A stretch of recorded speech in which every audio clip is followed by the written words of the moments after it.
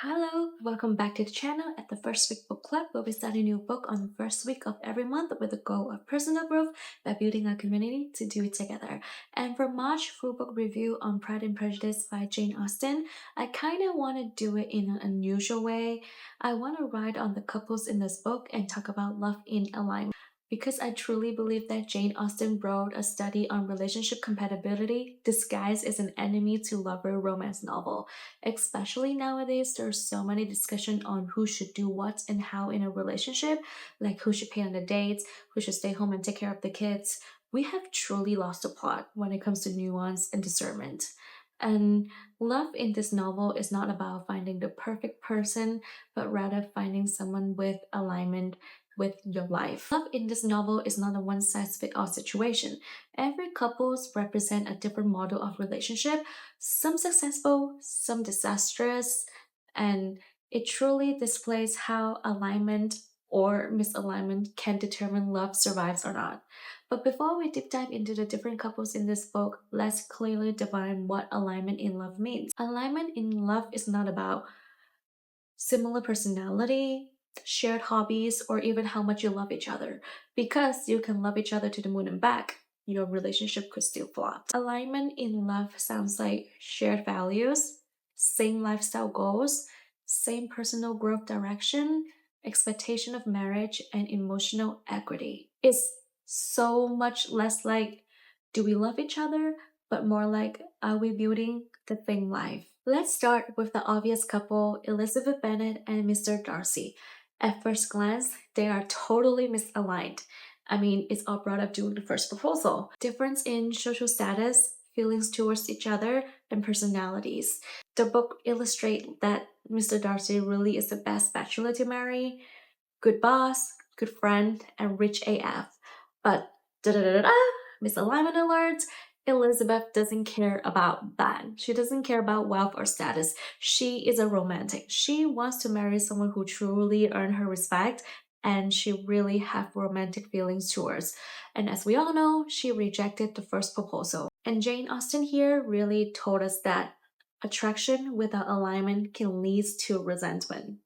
What was the turning point for their romance? It's not about finally having romantic feelings towards each other. It's not like, oh, Elizabeth finally realized that Mr. Darcy is a good guy and she likes him. It's about self reflection. Mr. Darcy learns humility and realized he made some mistake and took action to correct those mistakes. And Elizabeth Bennet confronts her own prejudice towards Mr. Darcy and learns that, oops, maybe she is very proud. By the time they reunite, they are no longer trying to change each other, but rather they have changed themselves, and their alignment looks like shared moral values, mutual respect, and emotional equity. Their love works is not about, oh, it's destined, it's meant to be there, the main character, but more like they finally grew towards the same worldview. Next up, Jane Bennet and Mr. Bingley. This relationship often gets labeled as boring, which is so bizarre to me because they had their fair share of drama. Right off the bat, Jane and Charles are basically the same person in different bodies. Kind, optimistic, sociable, and very in harmony with everybody around them. There is very little conflict because their value already match when they meet. Here's the interesting part. Their separation is not because they were not compatible. It's because they are so agreeable, they let the people around them to separate them temporarily. Compatibility was never the problem. Alignment was never the problem. Their confidence in each other's feelings were. This couple represent love that feels calm and not dramatic. And I love their relationship because it represents that stable love isn't less romantic. It's just less loud. And why isn't it romantic? They have easy compatibility and they are proof that love at first sight can actually turn into everlasting love. So romantic. Now we get into the most underrated and most misunderstood couple in the story, Charlotte Lucas and Mr. Collins. The movie adaptation really tried to convince us that these two doesn't deserve love or marriage because they are less attractive and less sociable than others. But you know what? You are a girl's girl when you've never judged Charlotte. I have so much respect for her because she is such a good friend to Elizabeth and the other Bennets, and she knows exactly what she wants and isn't afraid to go for it. Expectation, alignment, Charlotte wants a comfortable home, financial stability, and a respectful social position. And Mr. Collins just wants a wife because Lady Catherine told him to. So he wants a wife to display domestic order and someone who can respect his routine as a clergyman. It actually works for them. She's practical. And their relationship and their marriage shows that sometimes alignment in love and marriage is not always about romance, but about meeting and matching the needs and expectations. Moreover, the dynamic is super healthy. Mr. Cullen is a follower. He loves taking order from Lady Catherine and is always being manipulated by the people around him, whether it be Charlotte or Elizabeth. And in that way, Charlotte can lead him, he's a follower, to act in the way that she wants him to in order to tolerate him. And I bet their house, peaceful AF. I know so many people who married for love, and 5 years in, one or two kids in, they cannot stand the sight of each other. And Charlotte does do her part as a clergyman's wife, and we love that. That's a supportive wife. Speaking of marrying for love and not working out, let's dive into Lydia Bennet and Mr. Wickham. Ugh, like just the thought of Mr. Wickham makes me want to puke. Lydia's expectation when she was marrying Wickham was that she thought it was a real young love, adventurous, mutual feelings for each other. He loves me. She was all like, my man, my man, my man. And she was even telling her mom that a married woman has no time to write, but my single sister can write to me. So she was like ready and committed to being a wife and doing the duty as a wife. And in return, I truly believe that she also expects the same from Mr. Wickham.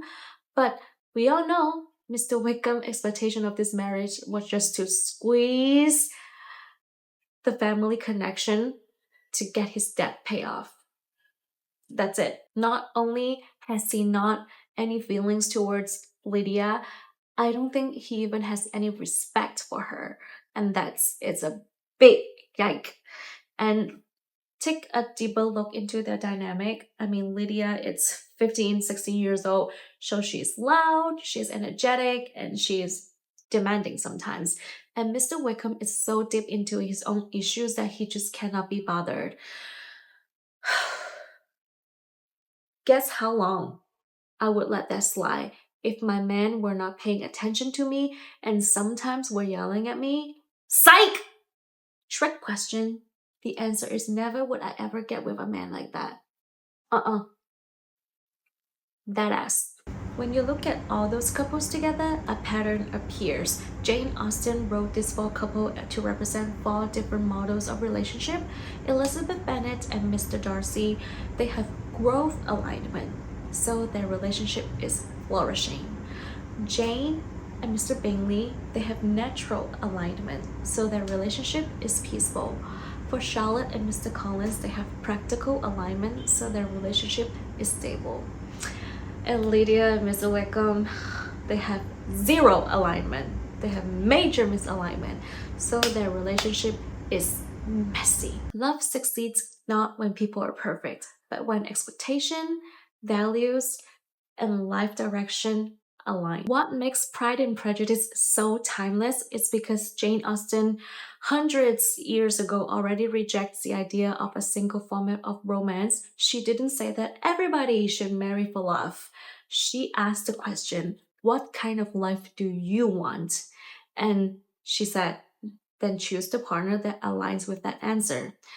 Again, as I said, Elizabeth Bennet's happy ending is not about, ooh, she married the richest guy in the story, but it's about finally finding someone who sees her as a person and having someone as a moral companion who can support her emotionally and practically. So, maybe the real lesson of Pride and Prejudice is not opposite attract, but love works when two people are stepping into the same life direction. Not the same personality, not the same background, not the same upbringing, but the same life direction.